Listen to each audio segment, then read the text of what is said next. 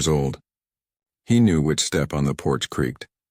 He knew that Rose Calloway kept the coffee strong and the opinion stronger. He knew that the back door was always unlocked and that if he knocked on the front door like a guest, Tom would never let him forget it. He knew the house the way you know a place you've been 100 times, without looking, without thinking, the way your feet know the path even in the dark. Robert Calloway had died 4 years ago. Fever, quick and cruel. Since then, Rose had run the property alone, the garden, the accounts, the fence lines, all of it, with the particular stubbornness of a woman who has decided that staying upright is a matter of principle. Jake had kept coming by. It seemed wrong to stop. What he did not know, what he had not known until a Tuesday morning in September when he came around the side of the house and found Rose in the yard attempting to split firewood. "You want some help with that?" Was that knowing a place came through and truly seeing it were two entirely different things. She swung the axe. It glanced off the log. She repositioned, swung again. This time the axe stuck without splitting. She put one boot on the log and pulled the axe free with the grim efficiency of a woman who has been doing this alone for 4 years and has gotten used to it. Jake Mercer stood at the corner of the house with his hat in his hands and understood, with the specific and unwelcome clarity of a young man receiving information he did not ask for, that he was in considerable trouble. He counted 3 good reasons to walk away. Then he put his hat back on and walked across the yard. "Mrs. Calloway, let me do that." Rose looked up at him with those blue eyes and said, "I've been doing it myself for 4 years, Jake," and he said, "I know. Let me do it anyway." She handed him the axe, and that was how it started. Jake had met Tom Calloway on the first day of school when they were both 12 years old, and Tom had defended him in an argument about something neither of them could remember now. And they had been inseparable ever since. The Calloway house had become Jake's second home within the first month. Rose fed him. Robert, Tom's father, a quiet, steady man who built furniture and kept his word, had taught him to read a fence line and respect a tool. The mill where Tom worked had been running double shifts since the Oregon Trail settlers kept coming through. Half the county was new. The Calloway house was one of the original 4 families. It had a settledness to it, a realness that the newer houses didn't have yet. Jake had grown up at that kitchen table. Rose had been the one who told him when his manners needed work, who pushed books across the table and said, "Read this. It'll do you good," who asked him real questions and actually waited for the answers. She was not soft about it. Rose Calloway was not a soft woman, but she was consistent, and consistency had been the thing Jake Mercer had needed most at 12 years old. Robert died 4 years ago. Tom had been 18. Jake had been there the week after and the week after that and had never really stopped coming because it seemed wrong to stop. He had watched Rose manage the loss the way she managed everything without falling apart, without asking for more help than she absolutely needed, with the stubbornness of a woman who has decided that staying upright is a matter of principle. He admired it. He had always admired it. That was not new. What was new, what had arrived on the Tuesday morning with the axe and the log and the blue eyes, was something else entirely. He spent the week after trying to convince himself it was nothing. He failed. He failed specifically on Thursday when he brought back a saw he had borrowed from Tom, and Rose answered the door in her work dress with flour on her hands and said, "Tom's not here. He's at the mill." And he said, "I know. I just came to return the saw." And she looked at him for a moment and said, "Well, come in then. I've just made coffee." And he went in and sat at the kitchen table where he had sat 100 times and understood that sitting at this table was never going to feel the same again. The problem with Tom was that he was Jake's best friend.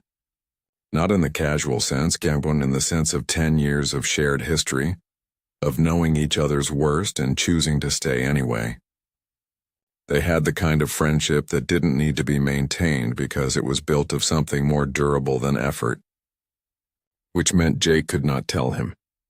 He had told Tom everything for 10 years. Every mistake and every good decision and every moment of doubt. Tom had listened to all of it, and offered opinions that were sometimes right and sometimes wrong and always honest. He could not tell him this. He tried in October, sitting on the fence at the south end of Tom's property watching the river, the place they had always gone when one of them needed to say something. "Can I ask you something?" Jake said. "You're going to whether I say yes or not," Tom said. "What would you do if you had feelings for someone that were complicated?" Tom looked at him. "Complicated how?" "Just complicated. Is she married?" "No." "Promised to someone?" "No." "Then what's complicated?"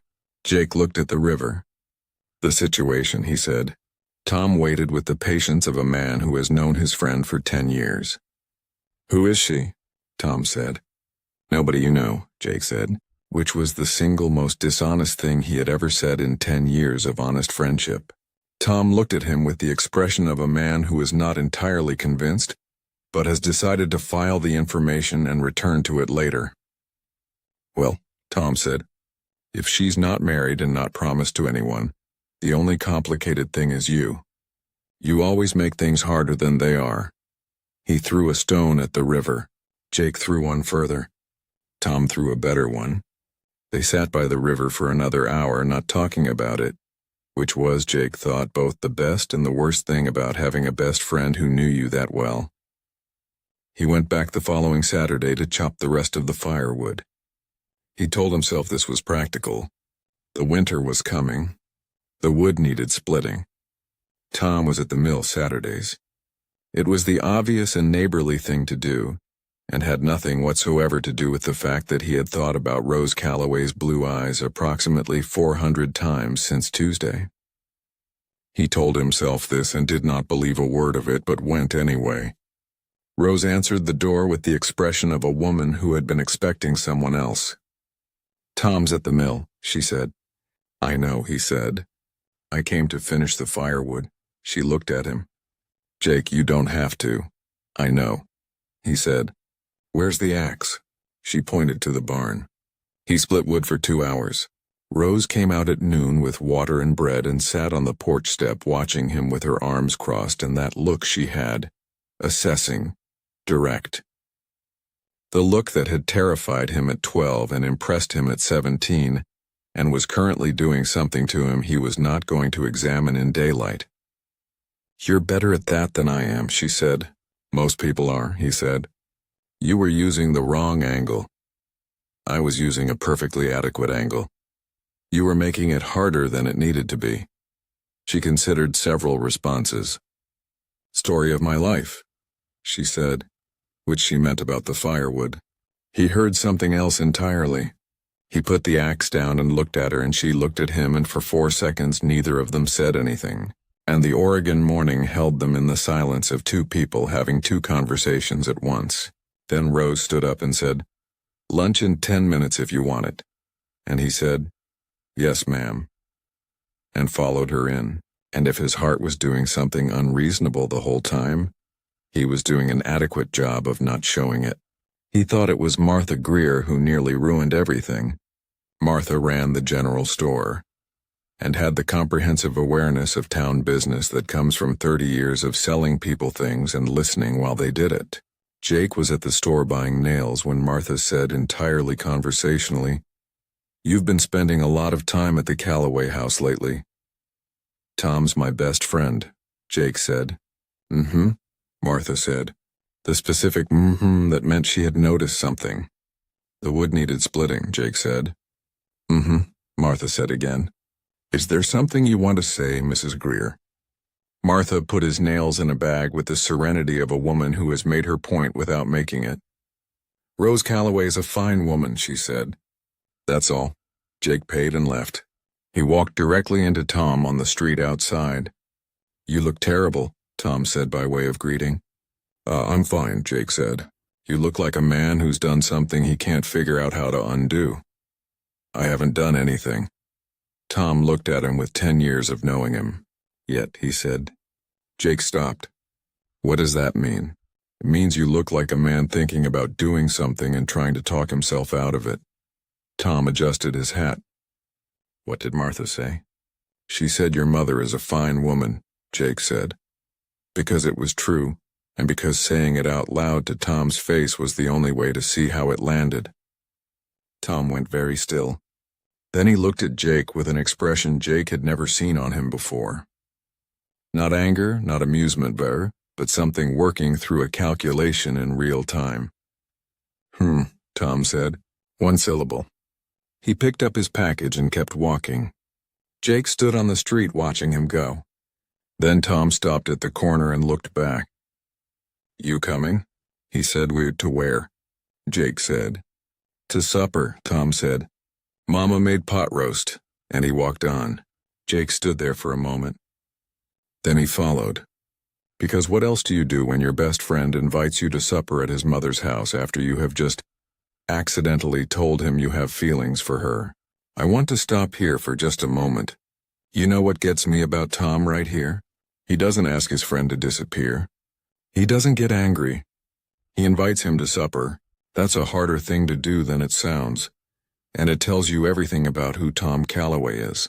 This story has found listeners in EUA, Nigeria, in India, in the Philippines, in Mexico, in South Africa, in places I never imagined when I first sat down to tell a Western story.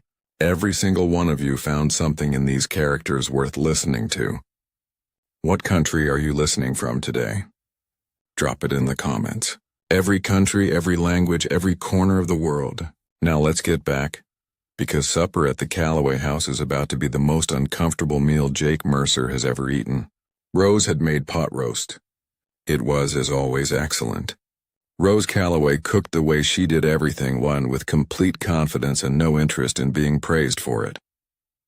The pot roast sat in the center of the table the way it always did on Thursdays, and everything was exactly as it had always been. Except that Tom knew or suspected, or was in the process of knowing. Jake wasn't sure which, and not knowing made it worse. They sat at the kitchen table, Tom at his usual place, Jake at his, Rose at hers, and had supper the way they had 100 times before. The only difference was that Jake was now acutely aware of every single thing he did. He passed the bread without being asked. He always passed the bread without being asked. It was automatic. Tom watched him pass the bread. Jake became suddenly uncertain whether passing the bread was something he had always done, or something that now had meaning. He had passed this bread 100 times. He now could not determine if it was a normal thing to do. Good bread, he said. Rose looked at him. It's the same bread I always make. I know, he said. It's always good. Tom made a sound that was almost a cough. How's the mill? Jake said because someone needed to say something. Fine, Tom said. How's the firewood? Split, Jake said. All of it? All of it. That's a lot of firewood, Tom said. It was a lot of logs, Jake said. Rose looked between them.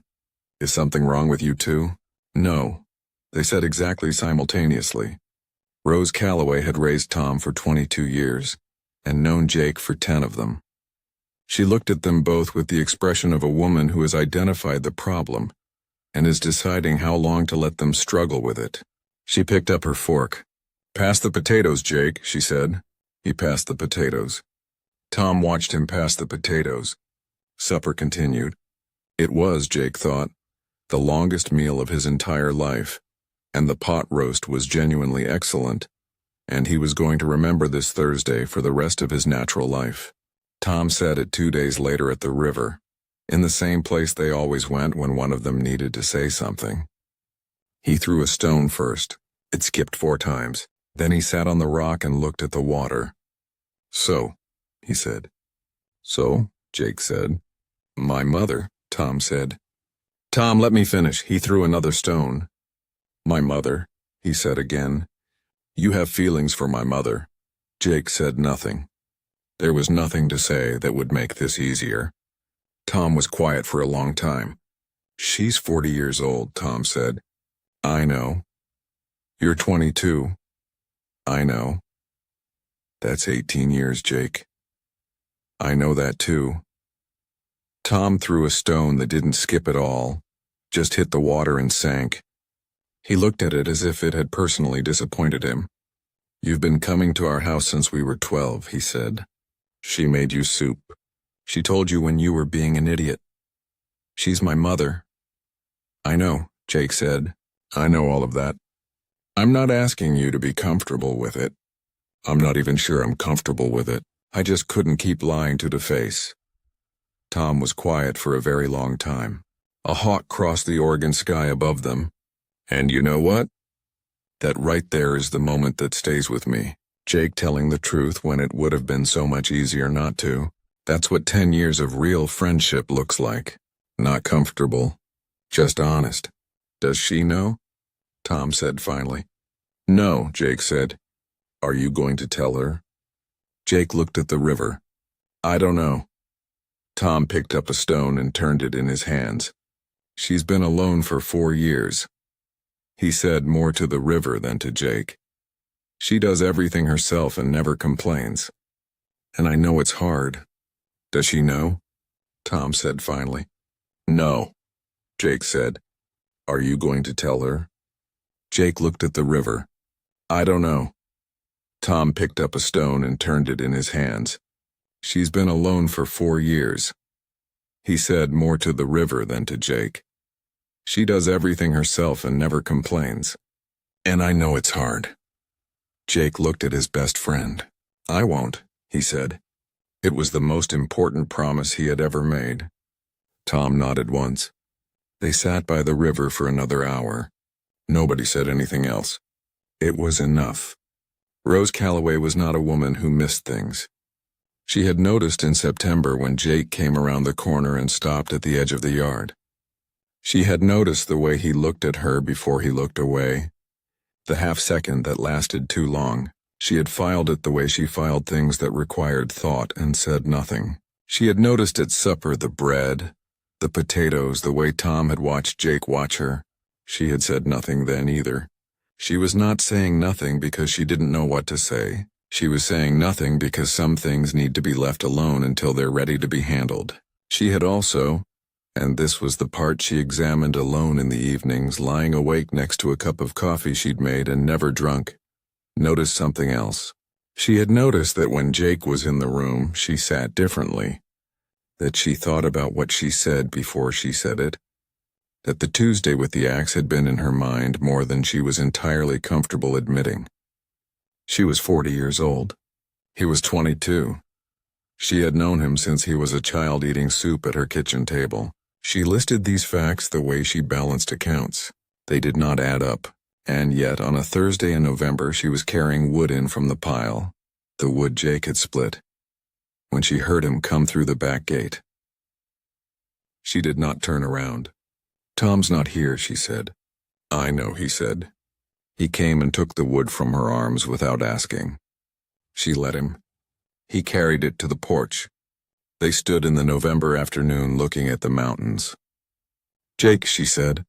Whatever you're thinking, I know, he said, which stopped her because she had taught him that. The I know that means I am doing this anyway. She looked at him, at this young man who had been coming to her house for 10 years, who knew which step creaked and how she took her coffee and exactly when to say nothing.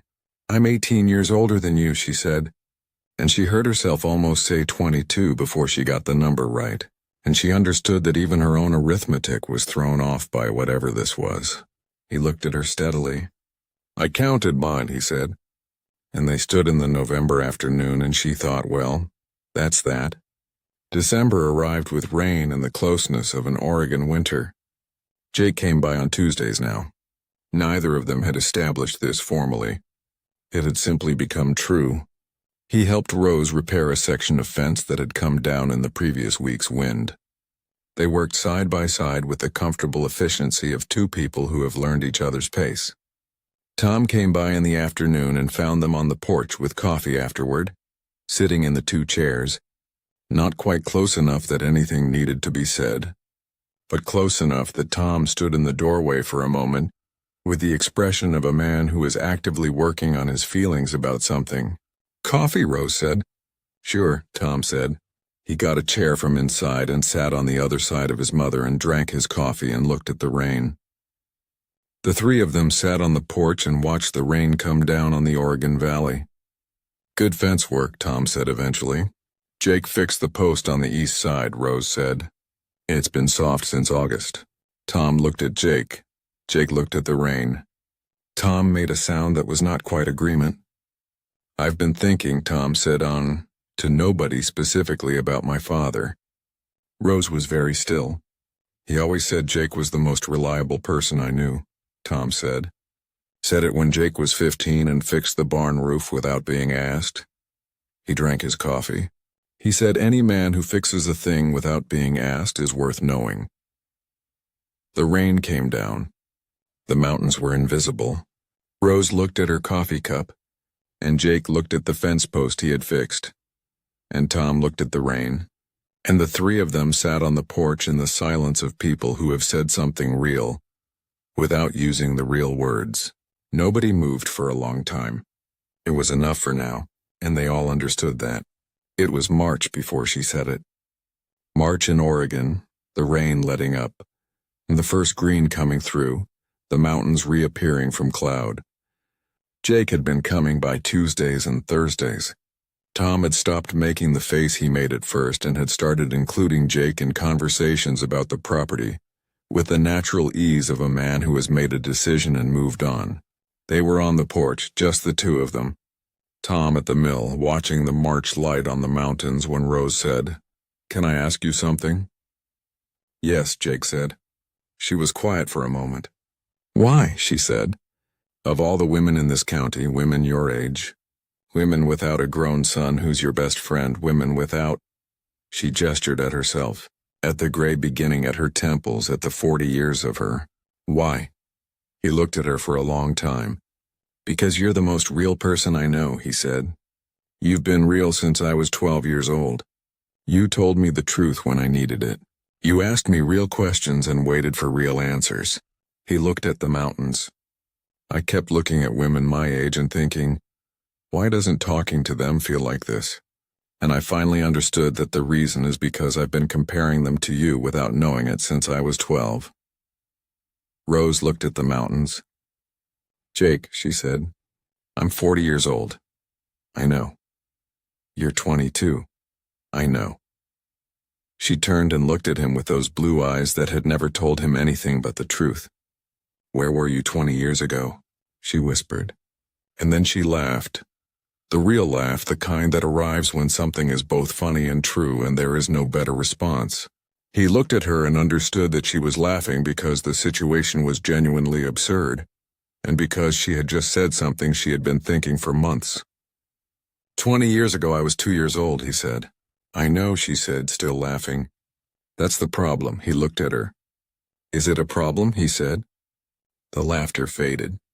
She looked at him with the expression of a woman who has run the accounts and found they don't add up, and has decided to stop caring whether they do. "I don't know," she said honestly. "I genuinely don't know." He nodded once. "That's enough for now," he said. And she looked at this young man who had learned "I know" from her, and was now using it better than she did, and thought, yes, it is. Tom came to Jake at the river in April. He threw a stone first, 4 skips. Then he on the rock and looked at the water. "I've been thinking," Tom said. "About what?" Jake said. "About my father, about what he said about reliable people." He threw another stone. "About my mother." He paused. "She's been different this winter. Better different, more present, like something that had been off for 4 years got switched back on." Jake said nothing. "Is that you?" Tom said. Not accusing, just asking. "I don't know," Jake said. "Maybe." Tom nodded slowly. "I want to say something," Tom said, "and I want you to understand that it takes considerable effort, and I'd appreciate it if you didn't make it strange."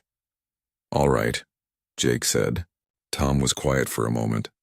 "My father was the best man I knew," he said. "And when he died, my mother kept going. She always keeps going. But something in her stopped. And I've been watching her for 4 years, wondering if it was ever going to start again." He picked up a stone. "I think it has." Jake looked at the river.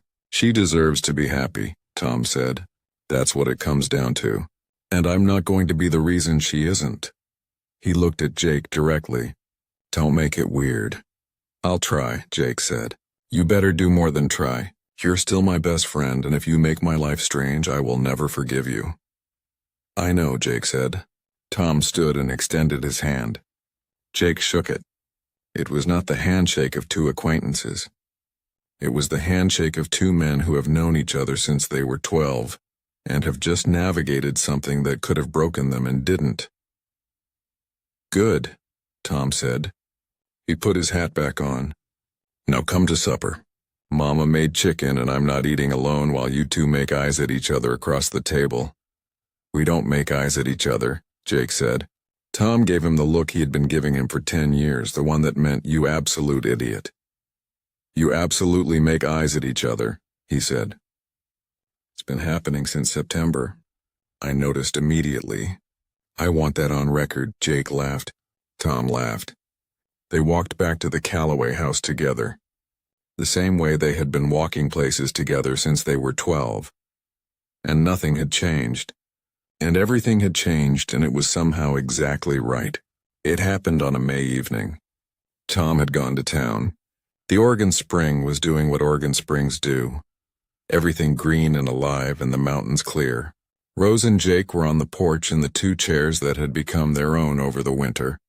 Coffee going cold, watching the last of the evening light on the mountains. They had been sitting in comfortable silence for 20 minutes, the silence that doesn't need filling, the kind that is itself a form of conversation. Rose said, Jake. He said. I've been doing the arithmetic in my head so many times this winter, lying awake next to a cold cup of coffee I never drank. He waited. It doesn't add up, she said. You're 22 and I'm 40 and you're Tom's best friend, and there are approximately 40 reasons this doesn't make sense. I know, he said. I've been trying to find the reason that outweighs all the others, she said. Did you find it? She looked at the mountains. I think so, Mullen, she said. What is it? She turned and looked at him, the blue eyes direct and honest and entirely without pretense. It's that I'm happy, she said. When you're here, I'm happy in a way I forgot existed. And I'm 40 years old and I've been practical my whole life and I've run the accounts and made the sensible choice every single time. And I think, she stopped, I think I'm done being practical. Jake put down his coffee cup. He stood up and crossed the 2 feet between them and held out his hand. She looked at it. She took it. He pulled her gently to her feet and she stood in front of him on the porch, with the Oregon evening behind her and the mountains going gold. He kissed her. Gently. The way you kiss someone for the first time when you have been thinking about it for months and you want to get it right. She kissed him back. Not tentatively, not with hesitation, but with the complete conviction of a woman who has run the accounts and made her decision, and is not going back on it. The Oregon evening held them on the porch, the mountains gold behind them, the spring air around them. And when they finally stepped back from each other, neither of them said anything. Because there was nothing to say that would have been better than the silence. Then from down the road came the sound of Tom's horse. Rose stepped back 1 step and smoothed her dress. Jake picked up his coffee cup. By the time Tom came up the porch steps, they were looking at the mountains that they always did. Tom looked at them, then at the mountains. He sat in the 3rd chair. Good evening, he said. Good evening, Cyrus, Rose said. Good evening, Jake said. Tom made the sound that was not quite a cough. Right, he said. He picked up his coffee. It was cold. He drank it anyway. They were married in September of 1885 in the Millfield Church on a Saturday, with the whole town present because that was the kind of town Millfield was. Tom stood beside Jake at the altar, not reluctantly, genuinely. He had spent 4 months arriving at genuinely, and he had done it by watching his mother the way he had never thought to watch her before, not as a mother, but as a person. He had watched her laugh more in the spring than she had in the 4 years since his father died. He had watched the light come back into her eyes. He had watched Jake with her, careful, honest, consistent, the same way Jake had always been with him, and had understood that his best friend loving his mother was not a loss. It was a gain of something he hadn't known he was missing. Rose came down the aisle in a deep blue dress the color of the Oregon sky on a clear day. Jake stood at the altar and looked at her and forgot to breathe. Tom beside him said quietly, "Breathe, you idiot." Jake snorts breathed. Jake said his vows the way he said everything that mattered, directly without decoration, looking at Rose the whole time. Rose said hers looking at him with the blue eyes that had never told him anything but the truth. When they walked back down the aisle together, Tom shook Jake's hand at the door. The same handshake as at the river and said, "Welcome to the family officially." "I've been in your family since I was 12, Jake said. "That was different," Tom said. "How?" Tom considered this with great seriousness. "Before," he said, "you were the annoying one who ate all the bread. Now you're my stepfather." Jake stared at him. Tom held the expression for 4 seconds before he broke. Jake started laughing at the same moment. Rose, 2 FT away talking to Martha Greer, turned and looked at them. Two men, best friends, laughing in the doorway of the church on Jake's wedding day, and shook her head with the expression of a woman who has made her decision and is very clear about what she has gotten herself into. She had gotten herself into this. Into a man who chopped her firewood and learned her silence and showed up on Tuesdays without being asked. Into a best friend for her son who turned into something else without anyone planning it. That evening on the porch, the three of them, the chairs, the Oregon mountains doing what they always did, Tom said, "Dad would have liked this." Nobody spoke for a while. Then Jake said, "Tell me about him." And Tom told him. And Rose listened. And the Oregon evening held them all. And the mountains went gold and then dark, and the stars came out over Mill Field. And it was, by every measure Rose Calloway had ever used, exactly right. Jake Mercer came around the corner of a house one Tuesday morning in September and saw something he hadn't expected to see. He had 40 good reasons to walk away. He counted 3 of them. Then he walked across the yard anyway. That's the whole story. A man who didn't walk away. A woman who finally stopped being practical. A son who loved his mother enough to want her to be happy, even when it was the complicated kind of happy. I think about Tom a lot. About what it cost him to sit by that river and say, "Don't hurt her," instead of "Stay away from her." That took a kind of love for his mother that is bigger than comfort, bigger than what made sense on paper. And I think about what that friendship is, Jake and Tom, and what it means that it survived this. Because it did survive. It more than survived. It became something larger than it was before. The way good things do when they're tested and hold.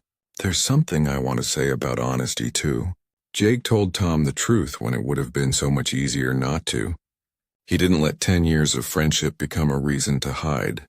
He said the true thing and let Tom decide what to do with it.